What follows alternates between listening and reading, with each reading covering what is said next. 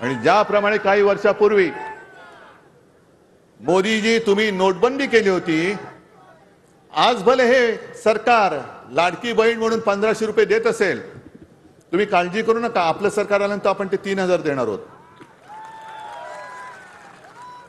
पण त्या नोटबंदीच्या वेळेला अनेक माझ्या गृहिणी अशा आहेत, माता बहिणी अशा आहेत की त्या घरच्यासाठी काही पैसे हे थोडे चोरून नाही लपून ठेवतात. बरोबर ना? बरोबर की नाही? बघा तिथे हात वर करतायत. मग ते कुठला डाळीचा डबा असेल, पिठाचा डबा असेल, आहे ना, हे सगळं म्हणजे त्यांनी काय सांगितलं होतं, मैं विदेश से काला धन लाऊंगा. अरे तुम्ही माझ्या बहिणींच्या घरातलं धन तुम्ही लुटलात. ते सगळे पैसे तुम्ही शून्य करून टाकलेत. रक्कम शून्य, त्याची किंमत शून्य. कोणी दिला होता अधिकार?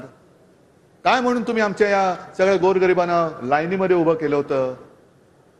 त्याच्याबद्दल काहीतरी बोला. एकदम उडता आणि काश्मीरमध्ये जात आहे. मग काश्मीरमध्ये जसं जात आहे तसं मणिपूरमध्ये का नाही गेलात अजून मोदीजी? मणिपूरमध्ये आज सुद्धा अत्याचार चालू आहेत.